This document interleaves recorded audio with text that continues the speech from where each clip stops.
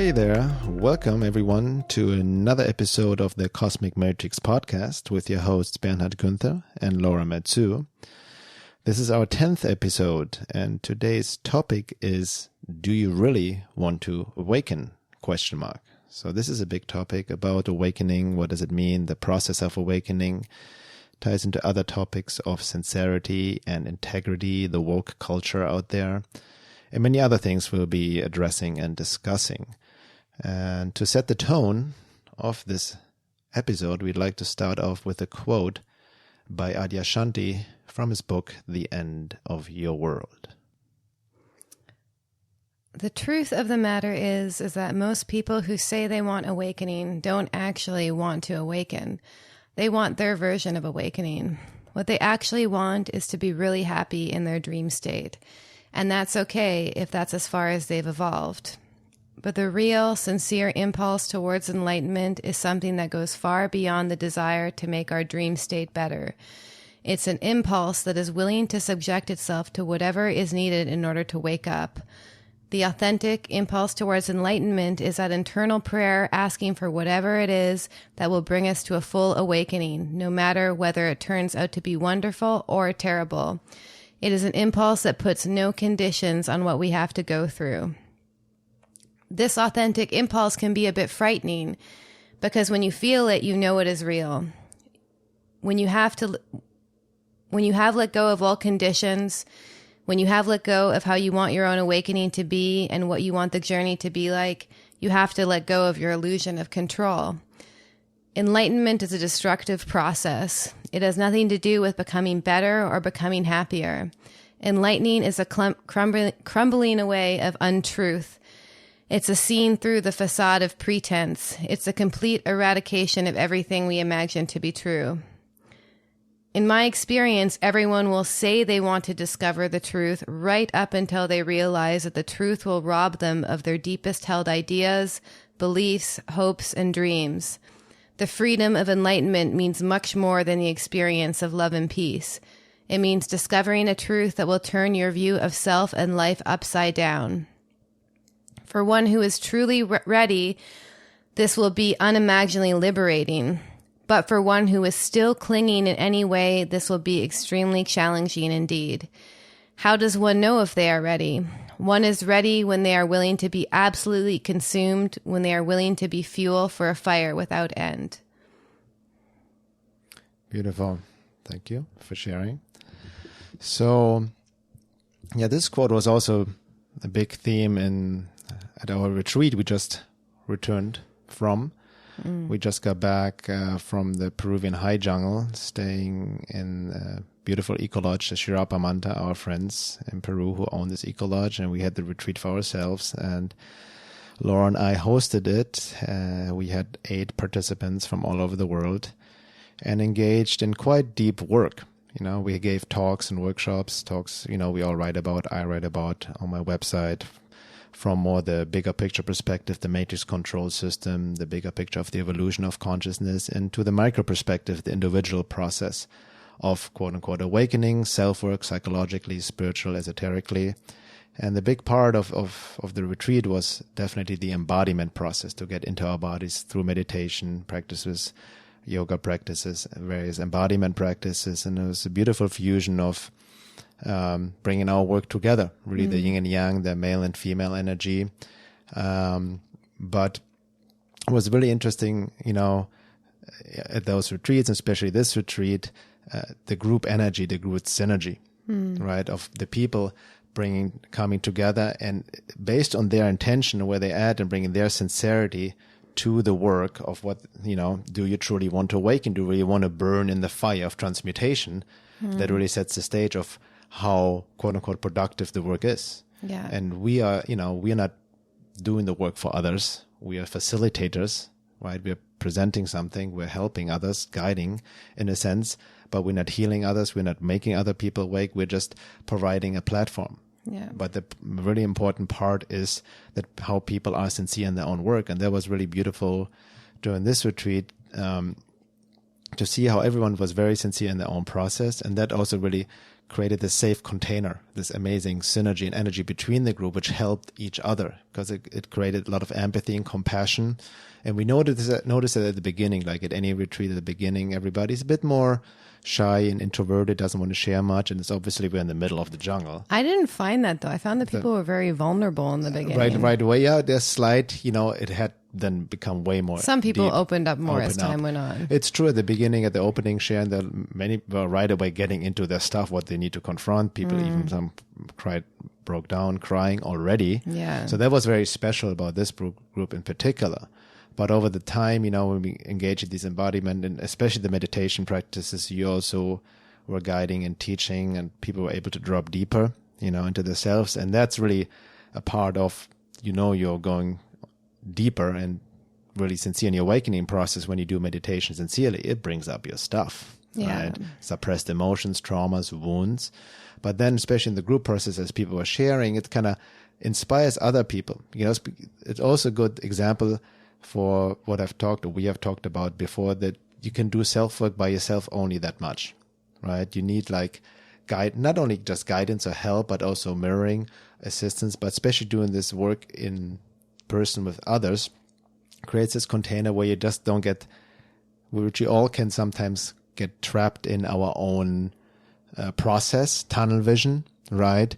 And then when other people share as well this stuff, you kind of recognize yourself in others. It's like, oh, this person is just like me, suffering in their own way or similar, and we can see in each other. So it creates this mutual compassion and empathy so we can go deeper together. Mm-hmm. Yes, that's beautifully said. And I think also this group process is so important just because a lot of our core wounds, at least that we know in this lifetime, happened in relationship. And so it can only be healed in relationship. There was some part, there was some point in our childhood where our essences weren't reflected back to us by our parents or our caregivers. So when we can be our true selves around other people and be in our true essences and have them be connecting to us with their essences, that's actually what creates this deeper healing and safety. I think especially you wrote an article about this, about loneliness on the path. It's very easy to feel like we're really alone in this. I know that for me, that was one of the most difficult things for me to deal with. That's actually what created this opening up to the divine. But similar to what you said, I got caught in my own tunnel vision of doing self-work on myself and being oh, I'm too sensitive. I can't deal with the world. And that's my challenge. That's why I ended up moving into an intentional community, because it was I just have to be around people, and I think that one of the issues of Western culture is it's been really focused on the individual, which is great. We need to individualize to find our own true soul purpose. But it's been done in this neurotic way where it's we're missing this community. Even growing up, I used to be able to knock on my neighbors' doors and ask to borrow things.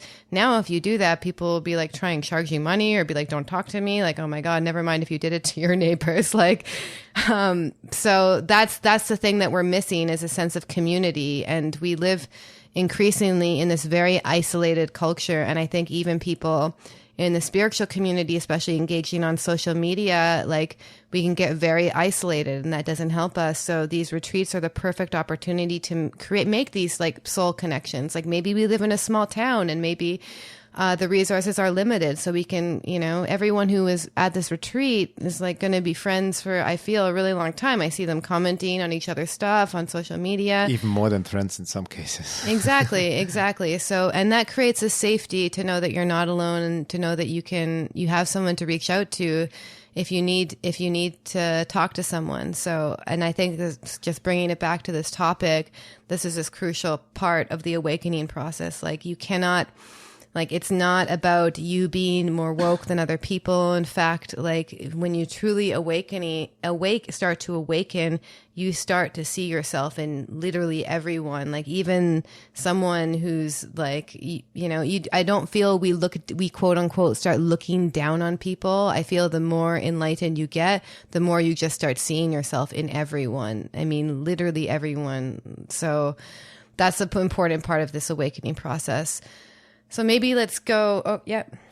Yeah, exactly. I wanted just to when we talk about or ask the questions, do you really want to awaken? Like Adyashanti said, we also need to consider what does it mean to awake? What is awakening? And we see this word is very used or abused in this day and age in social media and spirituality communities. Everybody says, I'm awake this, I'm awake that, or this whole woke culture, right?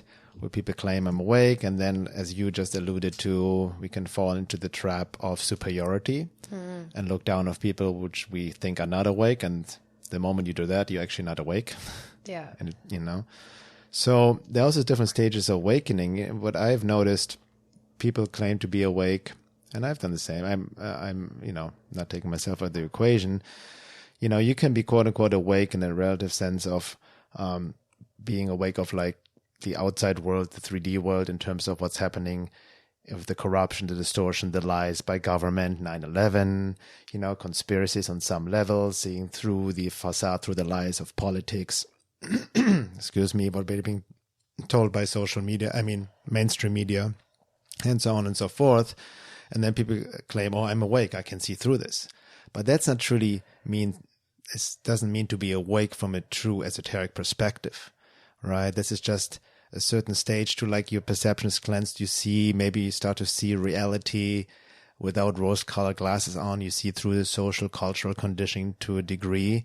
But to be awake in the true spiritual esoteric word of the meaning of the word literally means union with the divine, to be in touch with essence, right? To see God in others and yourself, to experience complete oneness, not intellectually, philosophically, but on your entire being. And it's also beyond any emotional feeling of bliss, love, or this peak experience, which people also mistake for quote unquote awakening. So it's really important to understand, what does it mean to be awake? And essentially is we all who are engaged in this work, it's a process of awakening. And it also ties into truth, what is truth, and also ties into sincerity and integrity. Yeah, and maybe we can talk about our own like personal journeys as well, because you can kind of see how we've gone through different stages ourselves.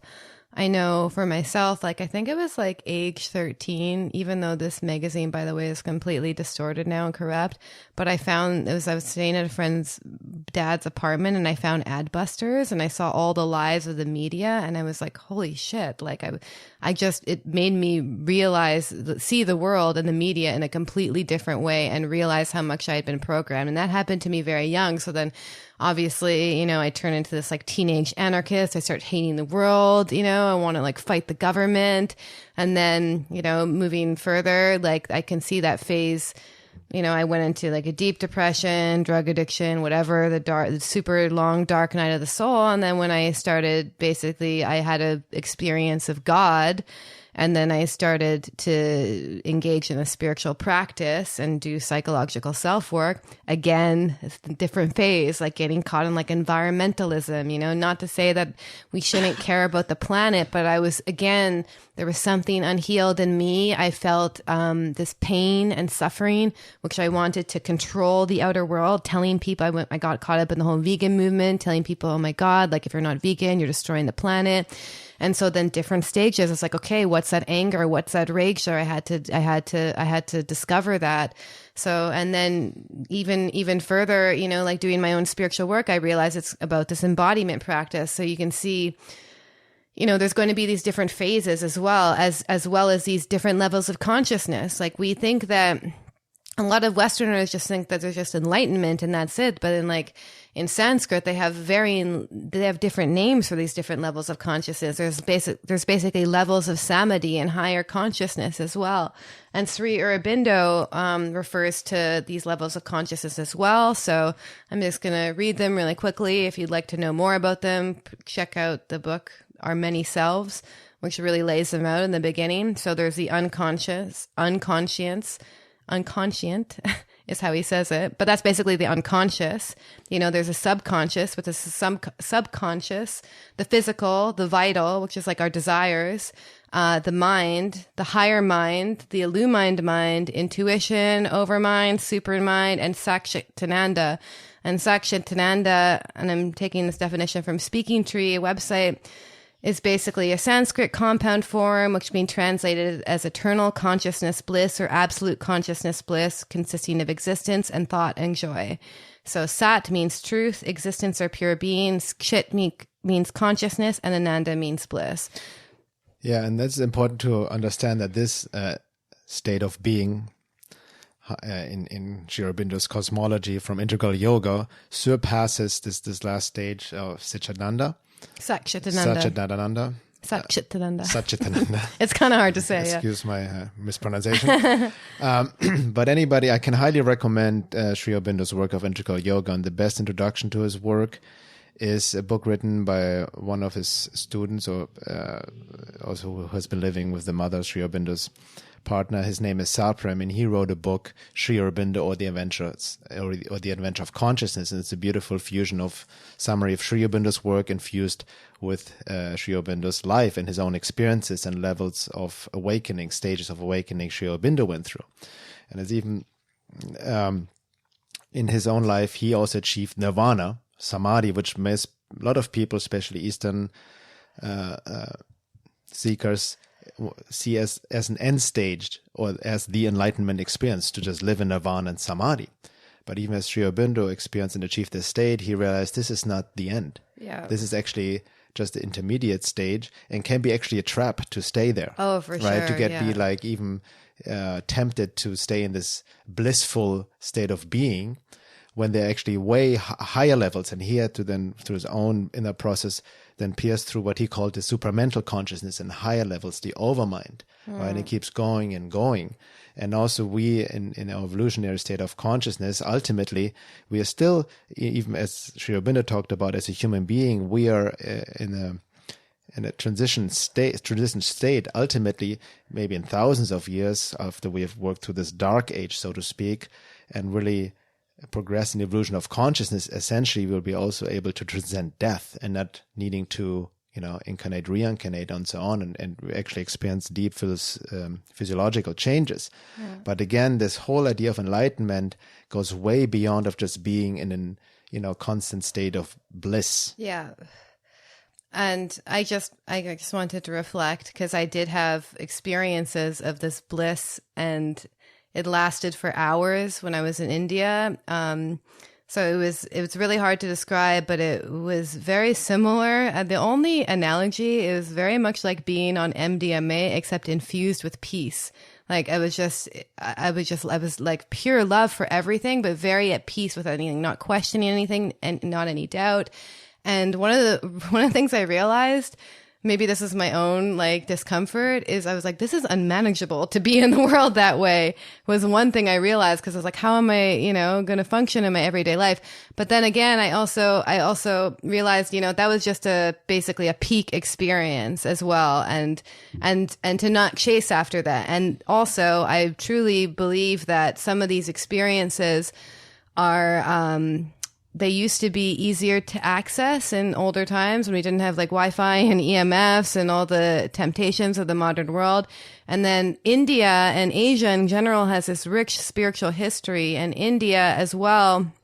Like a lot of these places where I was meditating were basically supercharged, because people have been meditating there for years, so it's not, and it's actually, I don't want to make it sound super accessible, but to be honest, I really truly feel if you're sincere, it's not that hard to access those states. But the true work is bringing these higher states of being into everyday life in an embodied way, and that's where the work gets really difficult. Like you can go to the mountains in the Himalayas and meditate in these places where these enlightened masters meditated for years. They're basically supercharged with energy, so if you're able to tune into that and you're sincere in your meditation process, you can tune into that. But it's really, the task is to bring it into the Western world. And it's similar to this article both you and I shared on social media about the importance of the psychological work and the spiritual work for Westerners, because Westerners deal with this unique set of problems that actually don't exist in these Eastern cultures as much. And so that's really where our work as Westerners is like we have many psychological complexes that didn't exist in these times. Yeah. Just to reference the article, the article is called The Psychology of Awakening, written by John Wellwood, who also originally coined the term spiritual bypassing. And for members of our community, this, by the way, is the first hour free for everyone. The second hour will be only available for members. And we have on the membership forum also posted this article in this psychology section. Yeah. But yeah, in that article, he also talks, John Welwood, that it's easy to have, quote unquote, easy spiritual realizations somewhere out there, even peak experience in Peru, ayahuasca in the Sacred Valley, or even at our retreat anywhere. It's easy to do this work, especially in nature. You're supported by nature, away from your everyday concerns. You're being taken care of, food provided. So it's easy to focus and concentrate. So it's easy to have these realizations. But then as John Welwood pointed out, and you just said, it's important to put it into to actualize it, which means integrate it in everyday life and not forget the work and keep doing it. It's a 24/7 job. Yeah. And it's easy when you have these experiences somewhere and you go back into your everyday life, a family, friends, your job, matrix temptations, infusions, your ruts, your mechanical habits, and you're back into your old self, and all the ego problems come up again. But that's when it's needed right there to be consistent with the work. Yeah. And especially, like you said, for us, it's important to combine psychological with spiritual work. Both go hand in hand. You can get lost in psychological work just doing it by yourself. As Sri Aurobindo said, he was, somewhat critical of just doing psychological work alone. He was especially critical of Freud for reasons that are very understandable. But he called it like just digging in the mud, in the darkness, in the subconscious, and no way out. Because there's always more. Even doing shadow work, just constantly digging, without the descent of this supermental force, the divine, to also integrate the spiritual view, the divine, to connect to something higher. So it's again the ascent and descent at the same time.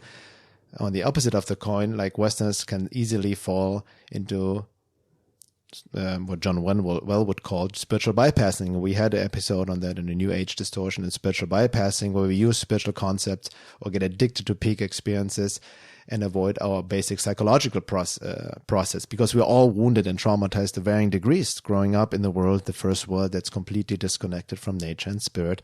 We all are wounded, childhood wounding, trauma wounds to varying degrees. And this needs to be addressed also with basic psychology. And it's also very interesting to note, which reminds me, John Welwood wrote about that article. In Eastern teachings, it's all about destroy the ego, get rid of the ego. This pure being has no sense of self, right? Just to no identification with anything personal and whatnot.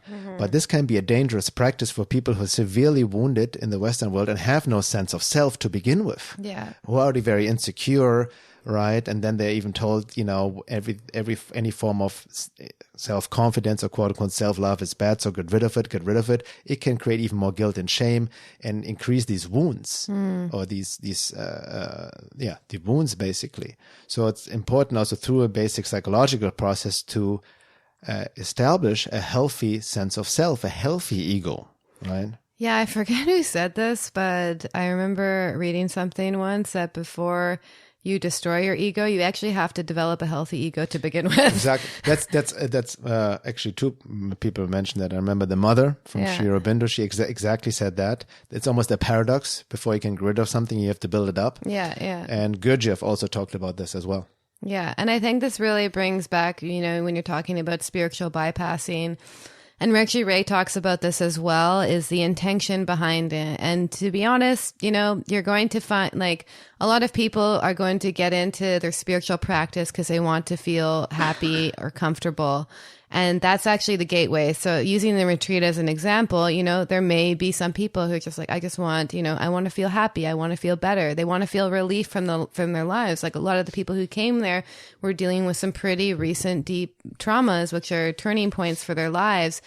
But, especially doing a retreat with you and I, like we're going to introduce to them practices that are going to bring up stuff. So even though they go in with that intention to be happy, and I did that too. I was using yoga and meditation to feel better. But ultimately, if you're sincere, doing certain practices is going to bring stuff up. So then your intention, is going to have to change, because if you're going into your meditation practice and each time you're like, I want to be happy, then every time a meditation is difficult or intense, you're going to feel like it's a failure. So eventually you're going to have to be with whatever arises in your meditation practice and use that as like basically grist for your mill. Like that's the material that you're going to have to work with. And this is a key point that I realized where the psychological work comes in. Because if you're sincere in your meditation practice, things that you don't like about yourself are going to come up, ways that you're lying to yourself, things in your life that aren't in alignment with your true self. And then you're going to have to find the wound that's actually making you treat life this way and treat yourself this way. Deal with that on a basic psychological level, go back and meditate, more stuff comes up. And then by dealing with it on a psychological level, and if you've dealt with it well, it's not going to arise again. But I found basically in my own meditation practice, I even consciously knew at one point that I was using it as spiritual bypassing, because I was like, okay, no matter what I do, I know I can just meditate for an hour and I'm going to feel better, but the frustration for me was coming that I was repeating these karmic patterns in my lives. And I'm sure as many people have experienced, the more that you repeat a pattern, the more painful it becomes over time. It's a good example is if someone has a pattern of getting into abusive relationship after abusive relationship, that will get more and more painful over time. And eventually you're going to hit a wall. And I feel this is a really turning point I've noticed. I don't even know what to call it. But when you're basically, I'm never doing that again. You really have to be firm. And that's when your intention really changes. And so that's really about wanting to see the truth and then also taking control of your own life. Yeah. And that ties into, again, what in the beginning quote about Yashanti, the true impulse towards enlightenment, to an awakening, requires one basically being fuel for a fire without end, which means to confronting your discomfort, to engage in what Gurdjieff and other esoteric masters talked about, conscious suffering, not indulgent in suffering, not masochistically, but confronting that which you're afraid of looking at within yourself, right? And that's where the rubber hits the road, because many people, like especially nowadays, I want to awaken, I want to be a better person, but then right away the ego hijacks it. I can, by becoming more myself, I can manifest money, success, love, relationships, externalizing it already, right? Like making this happiness thing. And then the moment it gets difficult, right? That's you see what it really comes down to. There are tests for the seeker, and all these tests, these road of trials, talked about in many esoteric teachings, really puts a seeker to the test of if he or she is truly sincere in the work, right? Because then a lot of people I see over the years start the work, but then it gets really difficult. They hit a wall, or they don't want to go there, or they have too many, what's called in esoteric science, Gordian knots, right, established over life. So they're very attached to family, career, and whatnot. Then they stop and then basically go back, take the red pill, go back into matrix, into the matrix in the sense, matrix behavior. So that sincerity is really, really important, in integrity in the work. And we saw that the retreat, the more people are truly sincere of wanting to go, they confront without any expectations, right? Without any attachment to an outcome, so to speak, but really being willing to see what is there within. In particular, that's that's also where we get the support from the divine, right? To give this surrender, this sincerity of truly engaging in that process. Now, with regards to sincerity, let's look at sincerity and look at what it means, because many people, think of sincerity as being honest with everybody and just being your true self and authentic. Excuse me. And there's some truth to it, but it's not too much being sincere with other people, but most importantly, how are you sincere with yourself? Yeah. Are you honest with yourself, or can you tap how you lying to yourself, how the mind is trying to rationalize, justify, and doesn't truly want to engage in that process, or tries to bargain. Maybe a part of you wants to do this, but another part doesn't. So there's no unification within, right? Like part of us wants this, but then we still justify our indulgences of the lower nature, or try to spiritualize it. We see this a lot in the quote-unquote neo-tantra movement, where a lot of vital lower nature impulses are being rationalized as sacred sexuality, for example, Yeah, and before you read that quote, I think it was in this A.H. Alma's book, he talks about how people, want to do the work, but then they want one thing to stay the same. So like I see this in people often, they're like, oh, I really want to engage in spiritual practice, but I still want to stay as like a lawyer or an engineer or whatever. But what the path may have for them may be entirely different. So the sincerity means also this deeper surrender to the divine and the path that's laid out to you. If you want one part, if your ego mind wants one part of your life to stay the same, it could literally derail your entire journey, because that's where the sincerity comes in. Exactly. And Alma's, what he talked about, mirrors in many other true esoteric teachings where they talk about sincerity. And this quote I'm going to read right now is from the mother, from Sri Aurobindo's work in Integral Yoga, his partner. She says, "To be sincere, all the parts of the being must be united in their aspiration for the divine. Not that one part wants and others refuse or revolt. To be sincere in the aspiration, to want the divine for the divine's sake, not for fame or name or prestige or power or any satisfaction of vanity. Sincerity is the key of the divine doors. All division in the being is an insincerity. The greatest insincerity is to dig an abyss between your body and the truth of your being. When an abyss separates the true being from the physical being, nature fills it up immediately with all kinds of adverse suggestions, the most formidable of which is fear, and the most pernicious doubt. Allow nothing anywhere to deny the truth of your being. This is sincerity." So what she says, she talks about the parts of the being must be united.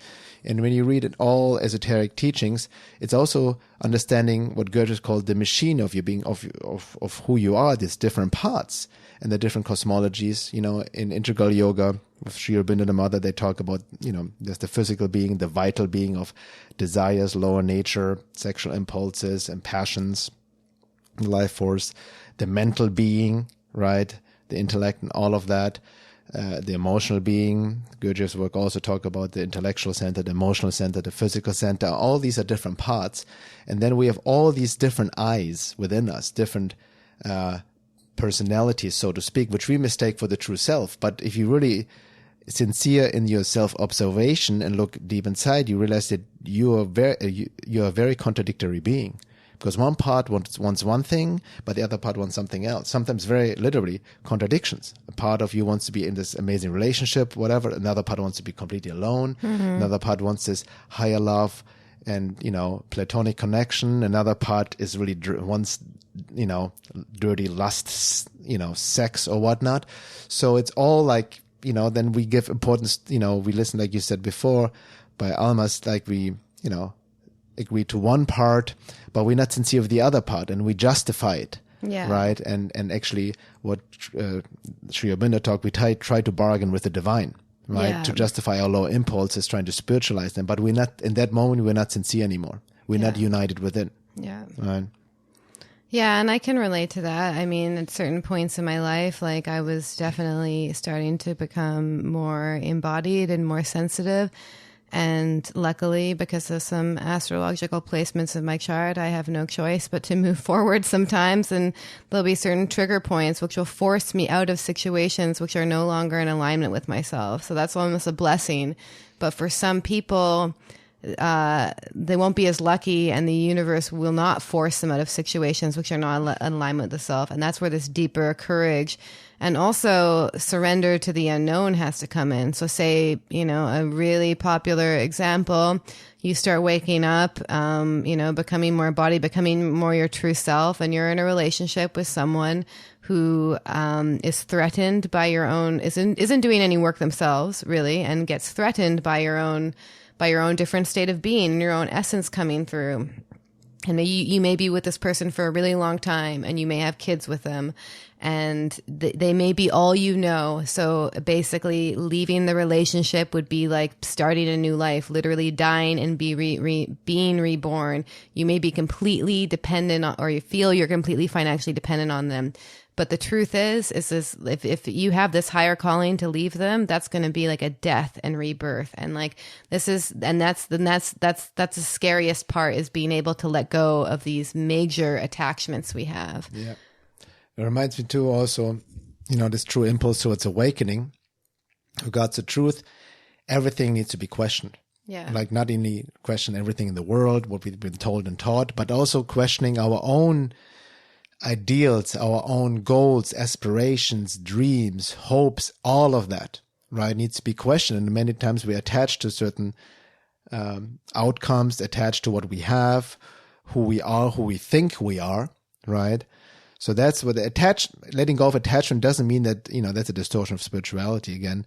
Doesn't mean to become aesthetics in the sense of just denying the physical world, denying the world, living in poverty or whatnot, or denying the material world. That doesn't mean, that's not what non-attachment is about. Yeah. It just meaning questioning what is truly coming from essence, who you truly are. And awakening means about what you mentioned at the beginning, connecting to essence. And essence is your true state of being, your soul, your psychic being.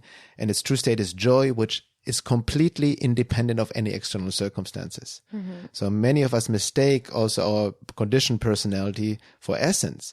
Even when you can examine yourself, many times you feel happy, and fulfilled and joyful, but is it truly coming from a state of being, unchangeable, or is it actually related to something that happens externally? Because in a great vacation, you're at the beach, or something great happened to you, you fell in love, or you got praise, or some money, or you bought something, or anything that is fulfilling you externally, bringing you joy or happiness, is not a deeper joy or fulfillment from an essence level, which doesn't mean to imply that we shouldn't enjoy the outside world and enjoy whatever, but it's a deeper non-attachment and not making our state of being dependent on external circumstances. And that is the true work, because as long as we have holes within us, we try to fill it externally through relationship stuff, experiences, whatever it may be. Yeah, in fact, you touched on, this is also another thing that A.H. Alma's talks about, our essence is filled with holes, and anywhere where we're grasping or looking for something outside of us actually is a really great learning opportunity to show us where these holes are.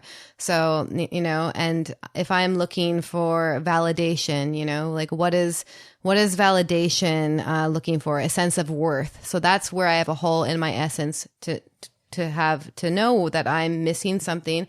And it's not about, shaming yourself for looking for validation outside, but just to know that there's a sense of worth inside you, which needs to be developed. That's why you're looking for it outside of you. So anything that you're grasping and looking for you outside of you actually points to where you need to work on next. You can use these holes, and the way that we basically look for holes, look to fulfill our holes outside of us through like media, culture, entertainment, food, to show us what essence we're missing and what we need to develop next. Yeah. And posting selfies, getting dopamine like hits. Yes. I know you don't like selfies. So I want to touch on too this idea of like self-deception and lies to the self. Oh, sorry. Yeah, no, I just wanted to, definitely touch upon that. But I want to go back also to the quote you just read by the mother, because she's in the second paragraph where she mentions, when she talks about all the vision in the being is an insincerity. The greatest insincerity is to dig an abyss between your body and the truth of your being. When an abyss separates the true being from the physical being, nature fills it up immediately with all kinds of adverse suggestions and so forth. So what that also means from an esoteric occult perspective, wherever you're insincere, right, there's a division, separation between true being, there's a crack, there's an opening where also occult forces can tag into. And they take advantage of your weaknesses, of your blind spots, of your insincerity to tempt you back into your mechanical behaviors, your attachments, your addictions, your matrix behaviors of maybe whatever, fame, money, greed, lust, whatever it may be, to keep you in your false self, right? To keep you in this lower matrix frequency of ego identification and lower nature and all of that. Yeah. So in that sense, these attacks can then also, from an esoteric perspective, being seen as a trial of strength, as a test of sincerity. Literally, these interferences are a test of sincerity. How sincere are we truly, right? Because I've noticed whenever I'm subjected to these attacks, or we both have been, there has been some sort of crack, some sort of division within us or lack of awareness where a part of us hasn't been fully sincere, right? Yeah. And true sincerity also means being impeccable, right? In terms of really applying what we know at all times, because many times we read, spiritual memes on Facebook that inspire us, or books and quotes, and we resonate with it on a deep level and see the truth, even the quotes I'm citing right now, but it's mostly intellectually, there's a deeper resonance with maybe the soul level, but it's more an intellectual grasping, but not an embodied understanding of truly applying it in everyday life. Because how many times have you read something that's true, but then you go about your life and forget about it, and you get triggered or whatever happens, and you don't apply it. Right. Yeah, and that's where the rubber hits the road and the real work comes in. And it's also important to know with this, it ties into this topic of impeccability, being impeccable. So a good example is you can, like A.H. Almas gives this example. So say you want to work on a certain area of your spiritual work. So you want to work on disidentification with your emotions, for instance. So you really are impeccable. Every time an emotion comes up, you try not to identify with it until you develop mastery over it. So look at how hard even just tackling that one area would be, and to develop impeccability with it. And that's where this sincerity comes in, and then once you reach a certain stage, like of working with that, you'll know when you develop mastery, when you don't have these moments of like falling back into the cracks or whatever. That's when you know when you've actually achieved what you're trying to achieve. For instance, like the past, 5 years or so, like I've been really working on meditation, but even yet so, like, even though I can do a daily meditation practice, also use meditation practices in the world, I know I could also deepen my meditation practices. So there's always deeper to go, and that sincerity is key. A lot of people, this is called like McMindfulness. They use meditation to just focus. So 11 minutes a day, just doing that so they can be better at their corporate job. They're actually not sincere with their meditation practice, because if you're really sincere with your meditation practice, you're going to keep taking it deeper and deeper and deeper, not to say you have to keep doing that every single day, but when you're ready, be like, okay, what's the next stage? How can I take this to the next level? And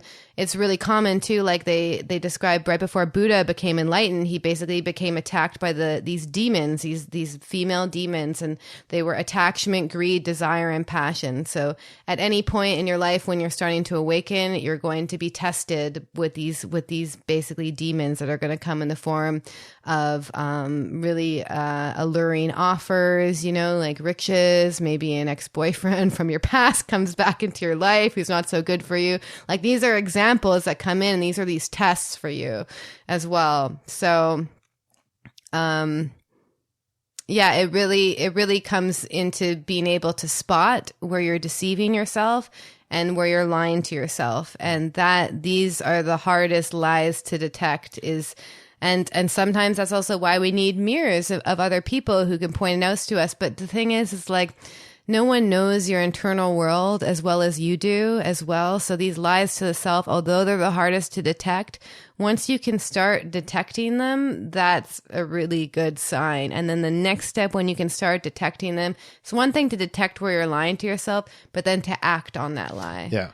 So here's the paradox in the sense, the more you're truly sincere with yourself, the more you realize how insincere you actually are, which means the more you realize how you're lying to yourself. And like you mentioned, from an esoteric perspective, lies to the self are not only the most harmful, but the hardest to detect. So they have to do more self-observation to be more taking full self-responsibility, radical self-honesty with oneself, being very fully sincere with oneself. We discover more how we're insincere, the different parts that act almost independently, mechanical. We become face to face with our mechanical nature, how mechanical we are, how conditioned and programmed and wounded we are, how we actually have no free will, right? But we are so mechanically driven and filled with addictions and distractions and all of that. So, with this sincerity, we face the lies within ourselves. And you've also noticed, in at the beginning, you easily can rationalize away things, rationalize your lies. And like you said, sometimes you need a mirror, but in a mirror, in a sense, also not like pointing out, like helping each other to become aware of our mechanical behaviors. And even at the retreat, in the group process, we help people make aware of certain things by helping them to tune into their body, what's feeling, for them to discover themselves. That's the best mirror in the sense to what's going on. So they discover themselves. for this holistic approach of like, okay, tuning into your body and what emotion are you feeling, what story may be attached, and helping them sink deeper so they realize it themselves, right? So that's how we can assist and help each other. But going back to the sincerity, you realize the more then also you're sincere with yourself, yes, you become aware of the lies you're telling yourself, but the deeper you go and you're truly sincere, the less you're able to lie to yourself and your true conscience emerges, right? The less you'll be able to blame out anybody outside yourself for however you're doing, situations, people and whatnot, the more you take self-responsibility, right? And that brings you closer to essence, to the divine. That's the door. But that process is not an easy process because confronting the lies in the self, the ego doesn't like it. The ego doesn't like to acknowledge and, that, okay, I'm actually not that humble. I'm not that loving. I have all this hate and anger and shame and guilt and hate within me. Like, who wants to acknowledge that? But once you own that, right, and really feel through it, that relates to what Gurdjieff talked, conscious suffering. But then there's a breakthrough and confront your fears and wounds and work through it emotionally. That's how you clear all the debris, all the blockages, all the armor that's in the way of your essence and the connection to the divine. And again, I want to quote Gurdjieff here, if I find this, about sincerity.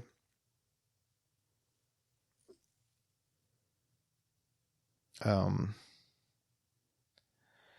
on.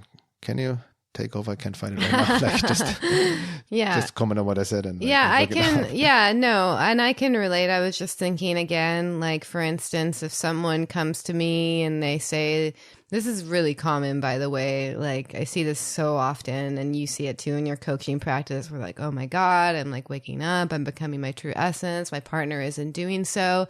And neither of you, like we know, we're not ever going to tell anyone to leave your partner, basically.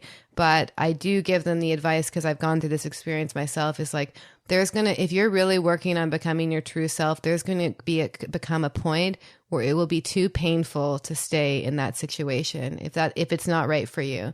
And that relates to not just relationships, but any situation as well. So as you develop your essence, and being in your essence, if your external situation is built off of your false personality, there's going to come a point where it's too painful for you to stay in that situation.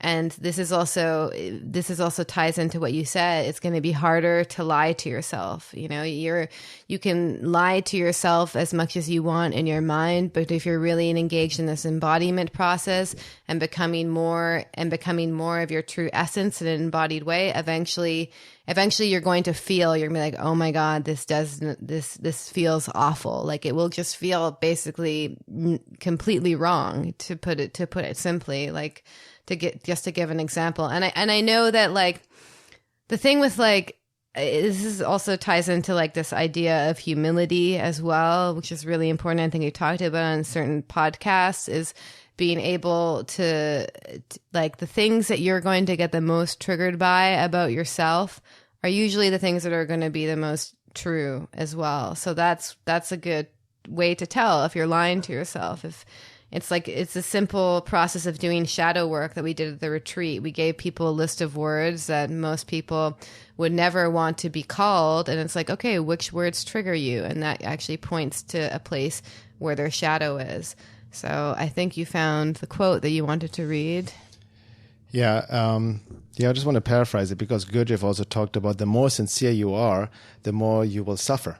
You will be confronted with suffering because you will be confronted with all the things you have avoided looking at all your life or even lifetimes that will come up to surface, right?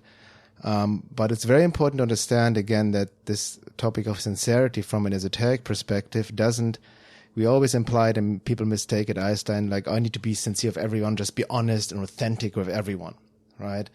But from an esoteric perspective, Gurdjieff talked about clever sincerity and clever insincerity, which is very important. There can be what he called stupid sincerity and stupid insincerity, which is very mechanical and people engage because they're sincere from their conditioned personality and not really, speaking from essence. So clever sincerity, meaning you need to be very most often sincere with yourself and sincere with people who are also engaged in the work, or your teacher, to not, lie to them, not to lie to yourself, to be really authentic in the process, to bring everything open on the table. But there's also clever insincerity. And there's something Gurdjieff said which really struck me. He said sincerity with everyone is actually a weakness. And that he relates to in regards to also being externally considerate, which means also being cleverly insincere. And being externally considerate means when you do the work, you need to also protect yourself from what is called in esoteric science, from the esoteric Christian perspective, from the general law, the matrix, to protect yourself from these forces. Yeah. So you need to, also be silent, or hide in, or build your quote unquote cage, your protective, shell, so to speak, so you don't become sincere with everybody about your process with people who are sleeping, who can be used as forces against you. Yeah. So from this esoteric perspective, it's even fine to tell quote unquote white lies in order to protect yourself, in order not also respect other people's level of being. And from the Gurdjieff view, or that esoteric perspective, being externally considered, meaning through your own work and level of being, you can tune into other person's level of being to adjust to their quote-unquote worldview, level of being, level of consciousness, which entails even supporting their illusions if they don't ask for it, to respect their free will, right? And not impose onto them, not to forcing them to wake up and not to share about your own work, which they would even relate to and understand. And also, most importantly, to protect yourself, because you have to understand from this matrix occult perspective, anybody who's asleep, anybody who's not sincere engaged in the great work, can be used as an organic portal-like matrix agent where these forces work through them to divert you from the path. Yeah, and a good example of this, which I think a lot of people might be able to relate to, is when you start truly living your purpose and being what you're passionate about. A mistake I made is sharing it to people who basically weren't doing that. And as many people have probably experienced, when you're living your purpose, really living your passions, whereas they're going along with the program of what their parents told them to do, what the Matrix told them to do, they will be threatened by it and they will try and put you down for what you're doing. So I learned very quickly, I was sharing it with everyone. I was like, oh my God, this is amazing. Just basically this stupid sincerity, or whatever what did you call it? Stupid. Yeah, that's stupid sincerity. Yes, a stupid sincerity. And then realizing, because they would basically attack me or say I was stupid, it would hurt me because I was being sincere with the wrong people. So now I've learned to adjust what I say to who I'm saying based on where they're at. And it's just a way to protect it. It's not everyone, you need, it's similar to what Brene Brown talks about. She has this great, even though it's on Netflix, super mainstream, this really great talk about vulnerability on there. And the people that she makes a note that the people who you're going to be truly vulnerable with are going to be maybe 2 people max. That's the people who you can be totally honest and vulnerable with. And these are people that exist in your safe container. But at the retreat, for instance, we made that container quite big. So that there's obviously exceptions to that. And then everyone else, people need to also earn the right to be a part of these most sacred parts of yourself, in a sense, because it's really a privilege as well to really know that part of you. And then you also have to honor it.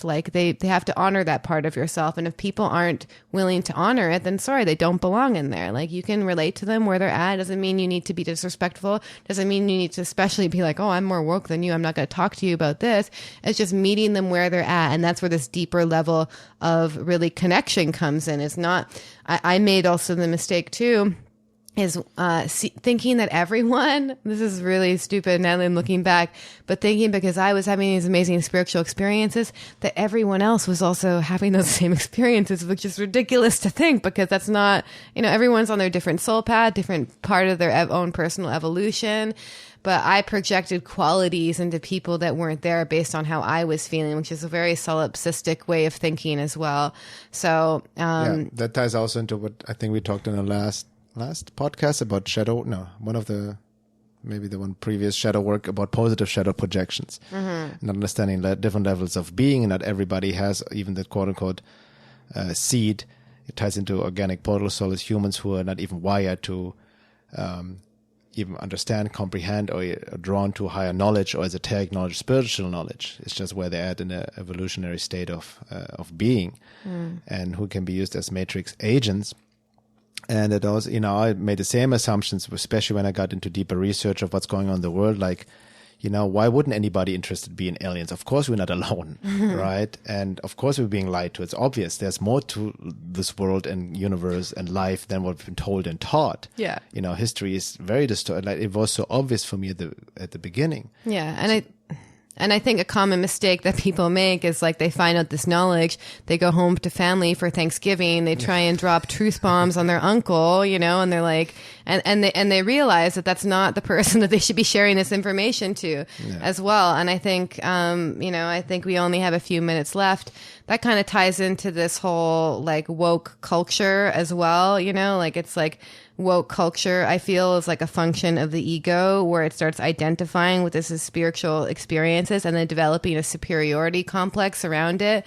So when we start to, and I definitely fell into this trap, and I have to admit it was based on my own woundedness of wanting to feel, basically I felt like I wasn't good enough. So therefore I developed an ego complex where I felt that I was better than other people. Special. Yeah, special, exactly. And but now more and more as I develop my own spiritual process, I realize that I can see myself in a lot of people who maybe formerly I may have judged and thought were like different than me or not the same. Like it's about this connection. And also, once you become more of your essence, you can spot the essence in other people, even though it may be shrouded to their own conscious mind, basically. So you can see the true self in other people, even if they're disconnected, even if they're disembodied.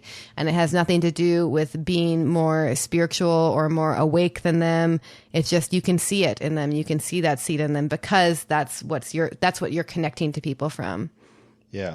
And so this process of awakening, that only entails obviously to confront yourself, the lies you tell yourself and the shadow aspects and all of that, different parts within yourself, the conditioning, programming.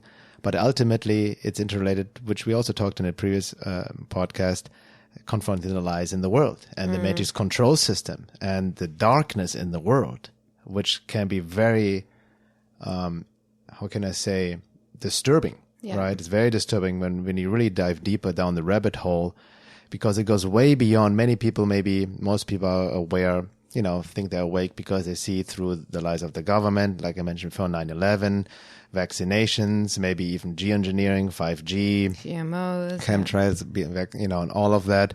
But that's really like the superficial surface of what's going on, merely symptoms. When you dive deeper, you go in maybe secret societies, you get into pedophilia, sexual ritualistic abuse, elite pedophile rings, very horrific abuse and control mechanisms, MK Ultra. And then you dive even deeper into the hyperdimensional matrix, occult forces, and all of this deeper suffering. And the more you work on yourself also and tune into your inner suffering, the more you actually also tune into the suffering of the collective, right? To really feel that as well. Yeah. That's part of the process because it's all you to begin with. And it's not about wallowing in it. It's about transmuting it, about bringing the light to the dark, light into the darkness and not shying away of it, because that's how many people get also caught up. They separate the work, like they only focus on the self, or especially New Age approach, love and light, and deny the darkness and just focus on love and light, or project love and light into the world, meditate mass meditations on love and peace and whatnot. But it will never fully anchor itself if we don't truly face the dark as well and bring it all into the light, meaning bringing it to awareness, to look at it, right? So it really also, it's a twofold process. So you will be also confronted with all the horrors in the world. You cannot not look at it anymore. It's a law of ascend and descent. You can only rise as high as deep you go into the shadows as well. And eventually you will also be confronted with occult forces, which are definitely targeting people who are especially on the verge of a true awakening. Yeah. They come in, they don't want to lose their food source. They want to keep you in the lower frequency. They will tempt you away through distractions. That's again a test of sincerity. That's why I mentioned at the beginning, many people may start to walk the path, but then the first difficulty appears and then they give up on it. They give in to the weaknesses, right? Instead of really being truly sincere and have the integrity to, as Adyashanti said, to be the fuel for this fire, to transmute, to burn away all that is not true, right? So in the second hour, we can maybe talk about more of the matrix, what's going on there on these deeper levels, or in the external world, so to speak, the occult forces, and how this relates to our inner process. Exactly. And then some other things we wanted to touch on, which we didn't have a chance to touch on in this hour, is what is the truth, talking about some universal laws, more about sincerity, integrity, the law of intent, what is driving why we want to awaken, these faux enlightenment experiences, peak experiences, and I'm sure we'll come up with much more. But definitely going into this, this is also ties into this topic. Do you really want to awaken? We live in the Kali Yuga, as they say.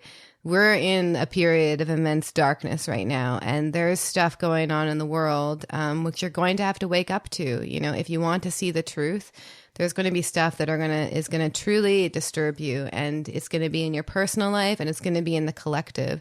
And this is actually what we need to see. And these are actually the best times for spiritual awakening to happen. Like, the night is always darkest before dawn, as they say. But in order to see the truth, we actually have to be able to not be afraid to look at what's there, not be afraid of talking about certain topics. So yeah, that's definitely more. We can go into that more in the second hour of the podcast.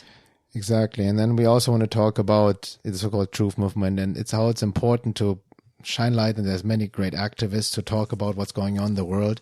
But I've noticed, I've been part of, spoken of various conferences, but there's this really lack of this inner work, right? And completely externalizing. So again, it's important to combine the work, which again, was a subject of a previous podcast, the importance of both inner and outer work. But yeah, in the second hour, we go deeper into these topics as well. And again, if you're not already a member, sign up to the membership at my website, veilofreality.com. It also gives you access to our membership forum. It's really active, a lot of people sharing, and it's a safe place and space to share your experiences and share with others, learn from others, and also gives you access to our monthly Zoom call we have now. We have like once a month. We offer a live Zoom call. We post a link on the forum and talk about certain topics, and we can discuss. People can share. You can meet each other on screen. It's really nice to see each other face to face, so to speak. And and that's that. See you guys in the second hour.